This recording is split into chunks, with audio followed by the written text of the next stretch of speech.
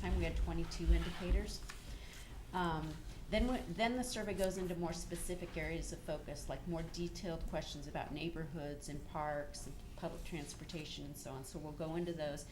And then beyond satisfaction, there's a bunch of results relating to how much residents know, their health habits, their exercise habits, and so on. So then we'll go into those. In terms of the big picture, we'll talk about like lists and lists of services that increased or decreased in satisfaction, things that were rated high versus low, overall satisfaction. The big picture, though, is quite good. So if we look at just one item that relates to people's satisfaction or how they rate the performance of Lincoln City government, it's been slowly and steadily increasing a little bit each time we do the survey. So we did it and all of these results are done with the same method, so that's important because it means that they are comparable. So all of these were random sample mail surveys. The ones in 2010 were via the phone. I've left those off just not to confuse things because there are known differences between phone and mail surveys, but all of these for the last 5 years are using the same method with minor variations. The public consistently is rating city government between fair and good, but increasing slightly every time we do the survey, from 269 to 278 to 289, and those are statistically significant increases. There are many areas of satisfaction. So on this survey, when I tried to add up those 22 indicators versus all the little indicators, I came up with 88% of them being significantly above neutral, meaning on average, residents are more satisfied than dissatisfied. There are few areas of dissatisfaction. When I did the same thing looking for things that were significantly below neutral, we came up with 5% of the items. So overall, good reports. There are also many areas of increased satisfaction. So regardless of whether they were high or low on the scale, did it increase relative to 2015 and did it increase relative to 2012? Between 52 and 53%, depending on which comparison you're using, were relative increases, statistically significant compared to the past. But 10 to 16% did show decreases, and we'll go into those details. But so the forest is it's a pretty good report. It's not a bad report card at all. All right, now getting into the nitty gritty. The one difference between this survey and past surveys is that we did up the sample size. We did twice as many of the samples so that we could better generalize to the district level, not just the city level. So always before we used a simple sample, random sample survey that was only at the city level, we'd send out 2,000 surveys. This year we sent out 4,000 surveys, 1,000 to each district, so that we could start looking at whether or not there were any differences between districts. How many were returned? More than 1,200 surveys were returned. Was that proportional to each district? It was not. We would have to go back and do some additional analyses to find out how response rates differed by districts, because this is the first time we've kept track of districts. Actually, we'd have to look at zip code as opposed to districts because we don't get district information before, and the data is rather randomized.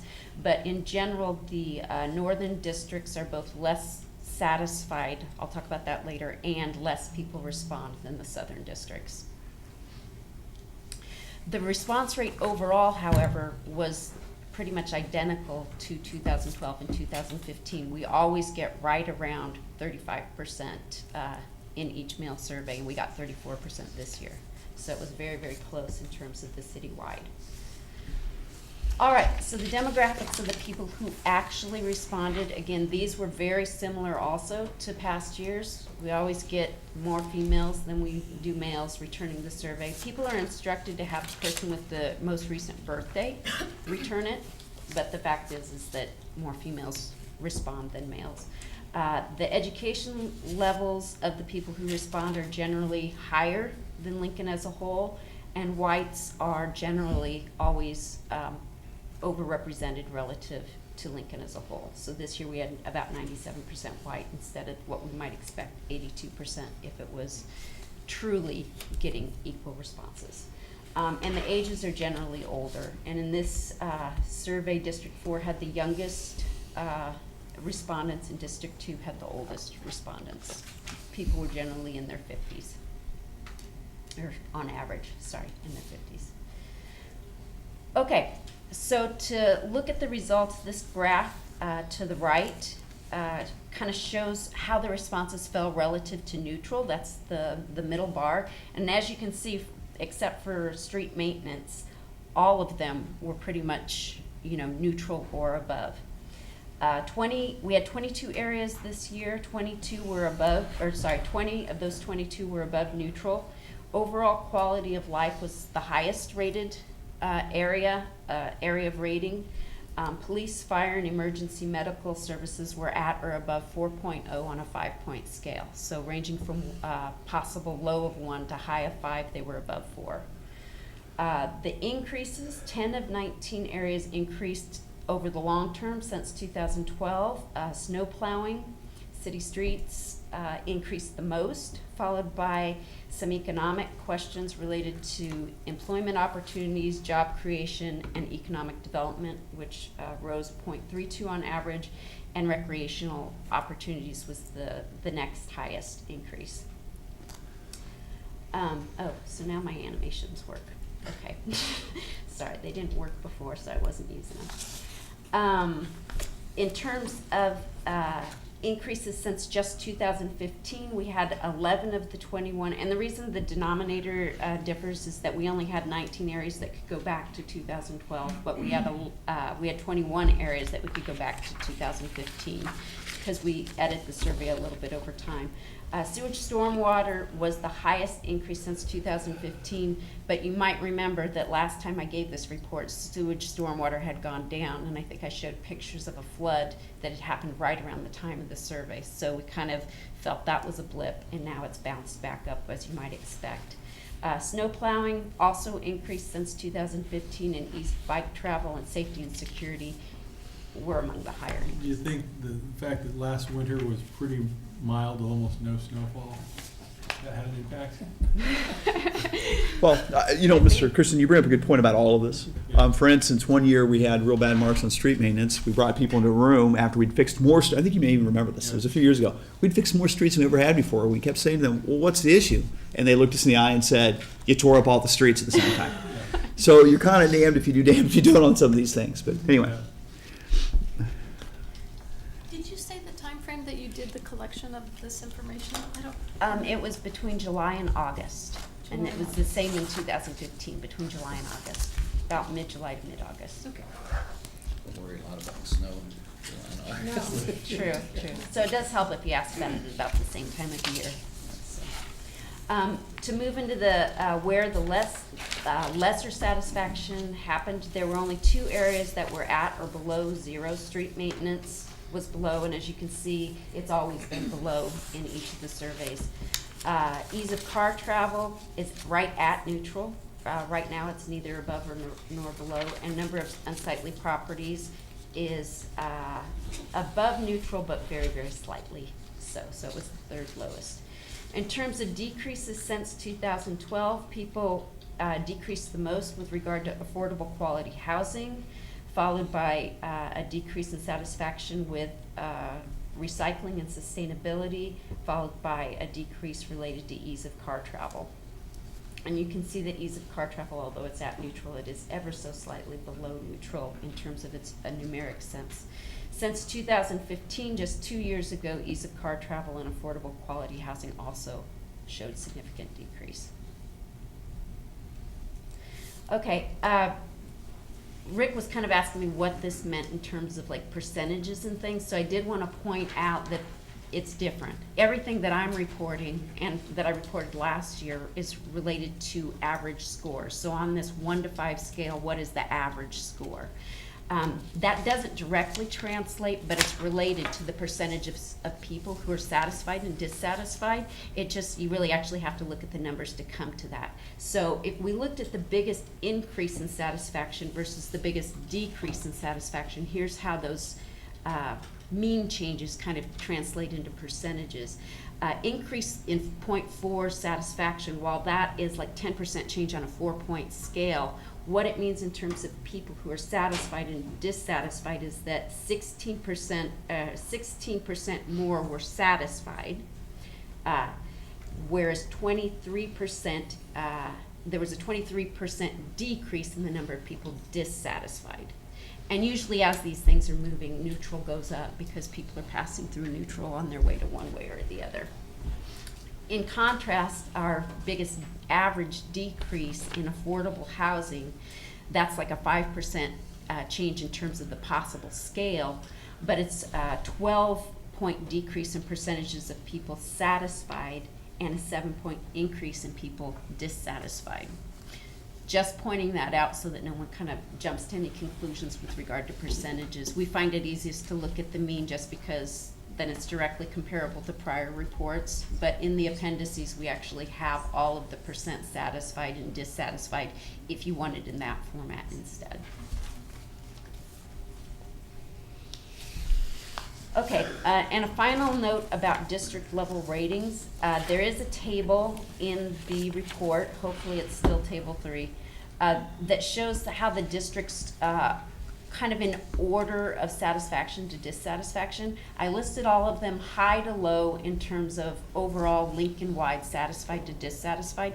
This table then breaks it out by districts just to show you that in general, if you took our 4-point scale and divided it into 3 pieces, people in any given district would rate the same ones in the high range about, and the same ones in the medium one about, and the same ones in the low ones. So we are gonna see differences between districts, but there's not huge differences in services. In other words, it's not like one district loves libraries and another one hates buses. They're still kind of ordering them approximately the same, but certain districts are less happy than other districts. Does that make sense? In general, the pattern that we saw were that the northern districts tended to be less happy than the southern districts, as I mentioned earlier. There were a few exceptions that as you dig into the report that you'll notice. One exception that stood out to me was that the southeast Lincoln District 2 tended to be less happy with car travel than the northern districts, which is, you know, kind of in the opposite direction. All right, so that's the general global first page of the survey satisfaction type stuff. Now we'll go into each of the areas. You'll see that sometimes we have some things that are similarly named, but on the first page of the survey, it's always about Lincoln as a whole. So if we ask about blighted properties, it's Lincoln as a whole. Whereas when we get to these smaller ones, it's like in your neighborhood, or in this case, parks. When it came to parks, you can see again, because we have all 3 years except for that middle one, because we only asked about it in 2015 and 2012. Things are the ratings of the different aspects of parks are in pretty much a similar order. All the ratings are significantly above neutral, registering more satisfaction than dissatisfaction on average. Public gardens, overall quality of parks, and natural areas are rated highest in terms of people's satisfaction.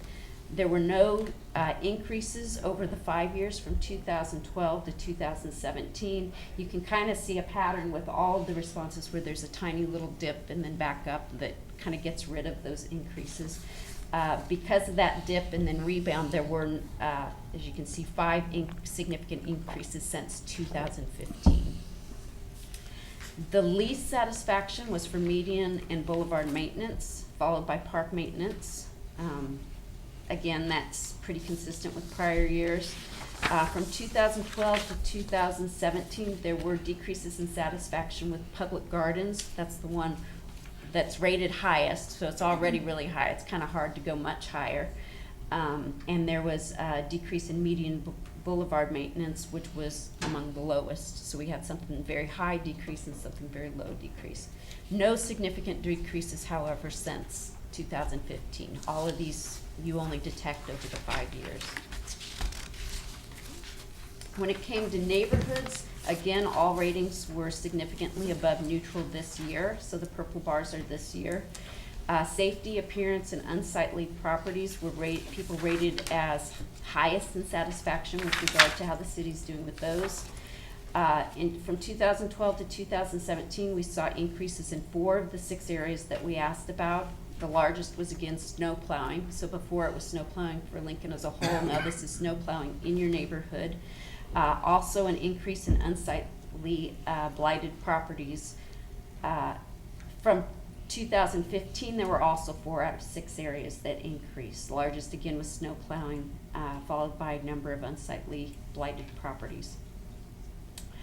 The least satisfaction is still for snow plowing. It's just that it's now significantly above neutral instead of at or below.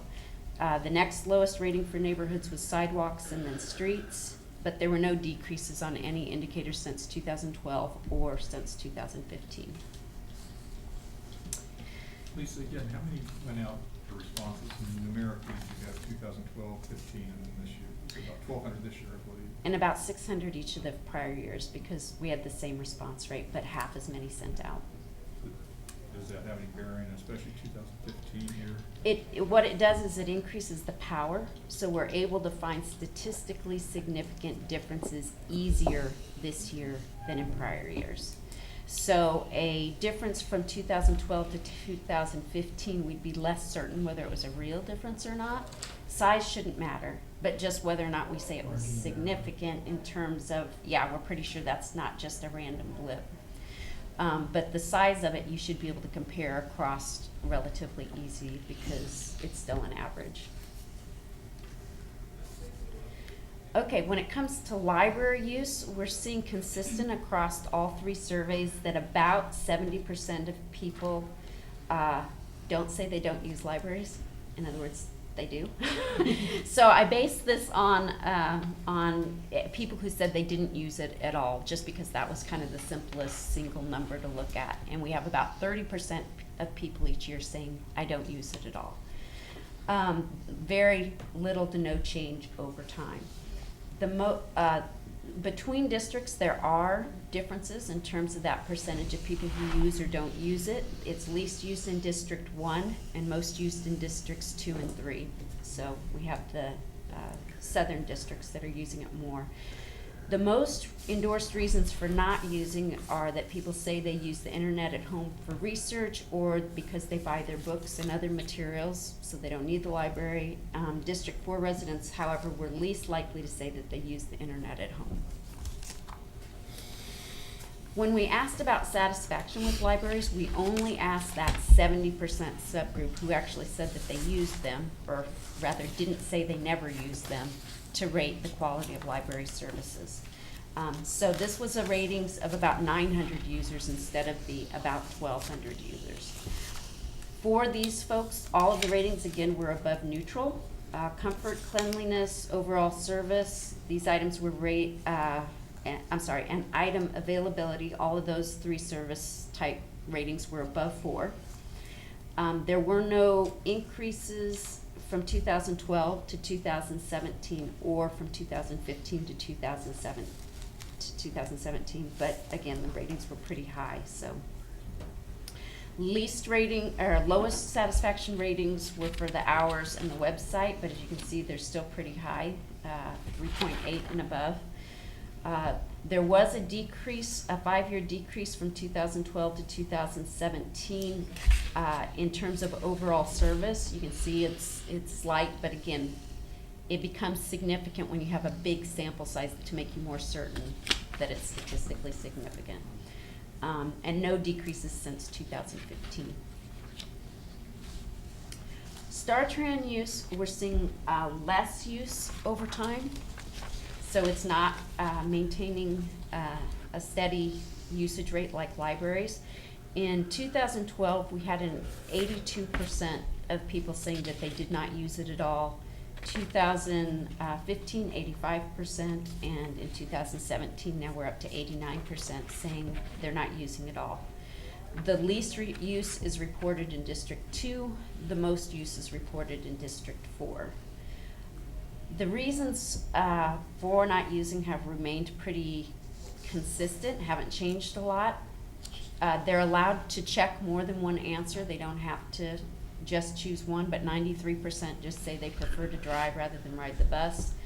The next highest is much less. 30% say the commute is too long, and 27% say schedules are not convenient. Did they have to pick one of those, or did they choose? They could choose more than one. So now we have a much smaller sample size, which makes us a little less sure, because again, we only asked about satisfaction if people rode the bus. This is only about 200 users as opposed to the 1,200. People are, not unhappy. You can kind of see the pattern though across the items again, is that it declined in 2015 and we're kind of on an upward trend now since 2015. 5 of the 8 ratings are significantly above neutral. Driver courtesy, overall safety, and cleanliness are rated the highest. Due to that kind of dip and then rebound, there's no significant increases from 2012 to 2017. 2015 to 2017, we did see a significant increase in satisfaction with driver courtesy.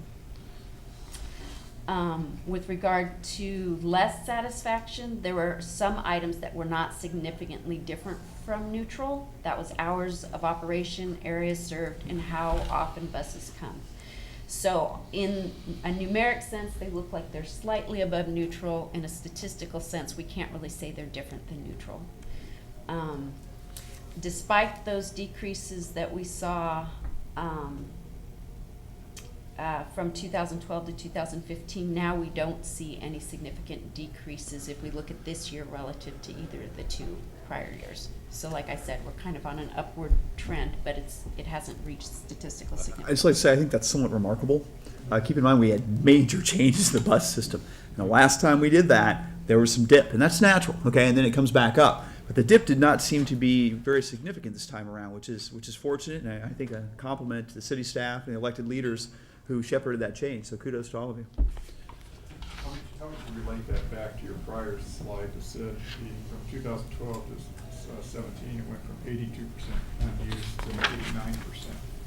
Yeah, so basically, people are using it less, but those who are using it aren't less satisfied. So, but we don't ask the satisfaction questions of those who say they're not using it at all. Okay, with regard to zoning, we see this year that 36% are saying that the city is properly planning. Now, this is a different sort of question. It's a multiple choice, so they can only choose one. We give them 2 reasons to dislike the city, and we give them 1 reason to like the city. And then we give people a chance to say that they don't know or don't have any opinion. And about 30% say they don't know, don't have opinion each of the surveys. That has remained pretty steady. But we have seen an increase since 2012 to 2015. There was a significant increase in the number of people saying that the city is properly planning, and that has remained consistent then in 2017, neither going up nor down from there. We did see a decrease, though, in those saying that the city discourages new development. So that's kind of been on its trend downward.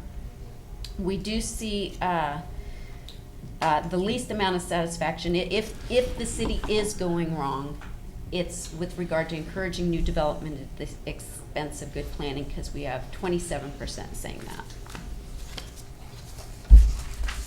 With regard to environmental and sustainability, we just started asking these questions in 2015, so we can't go back to 2012. But all indicators are above neutral. We have, for both surveys, found that the highest ratings were for drinking water, followed by air quality.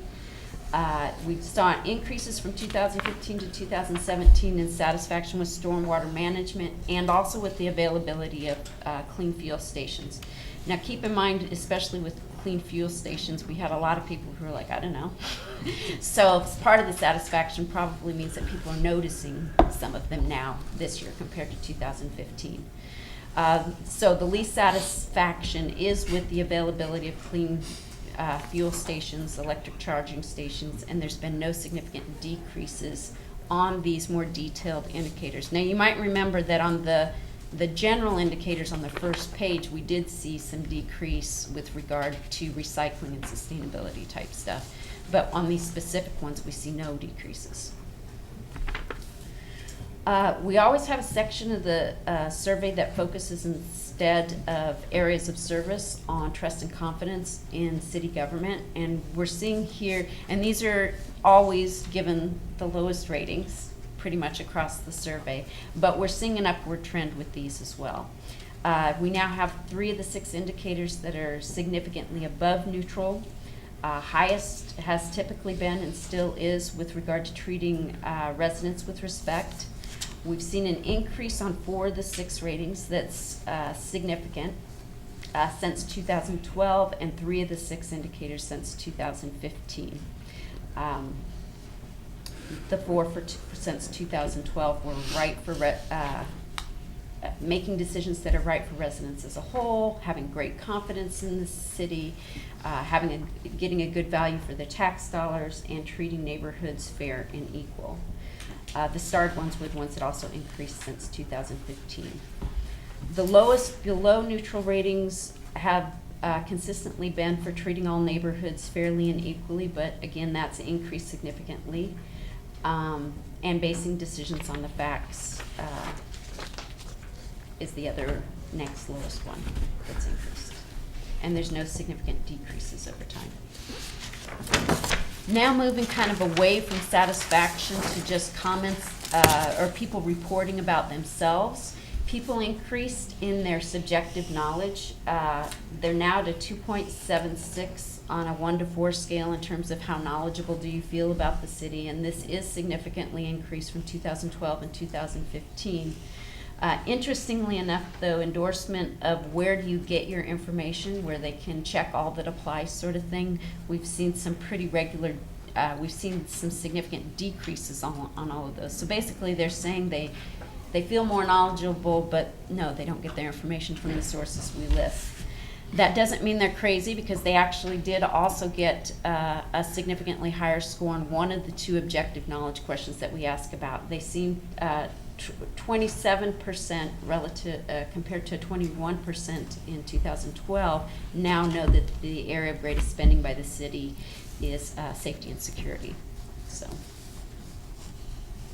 when it comes to exercise, that has been increasing. So since 2012, when people reported that they themselves exercised 3.9 days per week on average, it's increased to 4.4 in 2015 and 4.5 held steady this year in 2017. For their children, it has also increased in a very, very similar pattern. 4.9 days in 2012 to 5.3 in 2015, and then held steady at 5.4 days per week in 2017. And we didn't see any difference in self-reports by district on those. With regard to recycling, that is up significantly since last time, and we only asked it in 2015, not in 2012.